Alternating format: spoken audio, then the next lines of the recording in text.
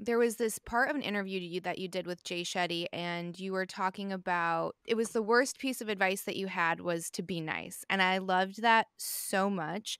It made me think recently I was setting up a play date with my son, and we like went out to breakfast, and we live in a smaller town where, everyone knows everyone. So we go in and they're like, "Oh, hey, what are you doing today?" And I was like, "Oh, we set up a play date." And the waitress leaned in and she's like, "Well, make sure that you are nice, that you play nice." And I was like, whoa, okay, like, we're still doing that. So I waited till she left and I was like, "Listen, you get to experience people how you experience them. So if you're experiencing someone and then that invites you to, show up nice, then that's beautiful. If they're showing up as something that makes you have to establish a boundary, then you're allowed to do that too. Like, you're allowed to not be nice. You know what I mean?" Like, I just thought that Right. was so crazy. So I was so excited when you said that. And I think for some reason, a lot of us still think that no matter what, we don't have to respect ourselves or our boundaries. Like, what matters most is how other people think of us. Like, is my kid going to show up and be the nice kid, or is he going to be the one that's a quote problem? And I don't know. It just really was surprising to me. Yeah, these are these automatic pithy statements we make to children, be nice, go hug your grandma, you're so rude, you're so disrespectful. We just like are thoughtless and unconscious about our judgments. And why are we teaching our children that? Because it makes us anxious, right?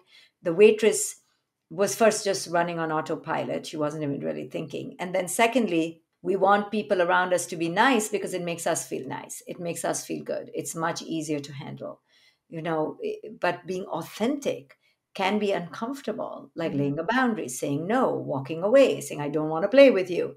Teaching our children to be authentic can ruffle feathers and or make us feel really embarrassed or like we have been a failure, we've raised such a disrespectful child. But in the long run, it will help our children so much more if they're trained to be authentic versus than just plain old nice. So, we have to think about how we communicate with our children, what we're exactly telling them, because sometimes we just roll out these very, simplistic ways of talking. And then we get angry when our children are quote unquote not nice, right? We're upset with them. We're genuinely upset because we felt that being nice was the only standard. And being nice is not the only standard. It's never the only standard. There's sometimes you can't be nice in life. Sometimes you have to be rude. Sometimes you have to be curt, or sometimes somebody can interpret you that way, even though you haven't done that. So it's okay. You Mhm. know, children, automatically when they come home from school, are used to getting their parents lecture them that they were not attentive, they were nice to the teacher.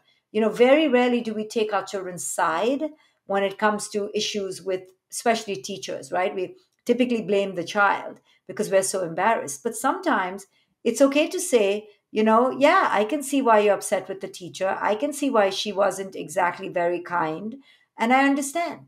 Just that validates the child so it doesn't make the child feel like they are always the problem. And we typically do this to children. I think it's so important that they understand that someone's in their corner, especially at a very young age, because I see that a lot. Even with my oldest, he's only like 3.5. And there's moments where if like someone wrongs him on the playground or something, the first thing he's doing is like, do you seeing this? Am I alone in this? And like sometimes I have to intervene, as I'm sure most parents know. The playground is a very wild place, but he does look for that, like, am I alone or do I have my tribe here? And I think that if you do have a situation where they're in school and maybe someone's not showing up how they should be, that you have your kids back. Exactly. And it doesn't take much.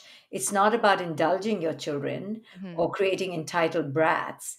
It's just about saying, I hear you. I understand your perspective. I see you. I got your back. And now let's handle the situation in a conscious way. Just Hmm. always to let your children know you have their back. I mean, that is huge for a young child who's anyway so dominated by adults, who's so, given the child status, the lesser than status, and who feels so dependent and helpless. So these are the ways we can empower our children that, what you feel is legit. I Hmm. hear you. We can correct them later, but let's first connect to them. And we always forget in our haste to make it right and to feel good about ourselves. We typically move to correcting before connecting. And I always say that a fundamental premise that I teach in this book, The Parenting Map, is how do you connect before you correct? Mhm. And then repair, right, which is huge, and I think so many of us skip over. I know for me, it was like there was forget connection, like that didn't happen. It was a quick correction, and then repair would show up in like a pretty unhealthy way as like, let me go take you shopping. Instead of having a talk and emotionally reconnecting or like explaining kind of what happened and how to move forward from that, it's like, let's gloss over this. We'll go shopping like nothing ever happened. And I think a lot of us maybe want to do that because the repair requires a certain amount of vulnerability and Hmm. maybe like admitting to wrongdoing on our end. So I realize like how unnatural it is for me because if I show up in a way that I'm like, man, that was not a great mom right there. That's not how I want to mother. So I'll have to get down on his level and be like, mama shouldn't have just yelled at you like that. That was my own stuff and I'm sorry and you didn't deserve that. And like it sometimes is hard for me to say I'm sorry to a toddler.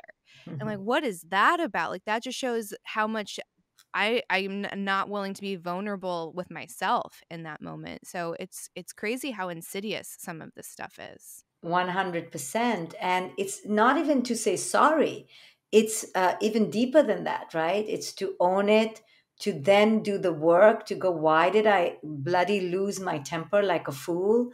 What is going on in me? Why am I so insecure? And then to heal that showed up, that wound that showed up in that moment because of that situation with your toddler. That's the real work. It's not just to say sorry, it's now to show up in a different way. And if you're recurrently stressed out and losing your mind, to definitely alter that so that you can change the pattern. But yes, it's incredibly provocative for parents to do that work. And that's what I teach in this book. The parenting map is all about that. It's what are you doing that is dysfunctional? How can you change your patterns so you can connect with your children completely differently?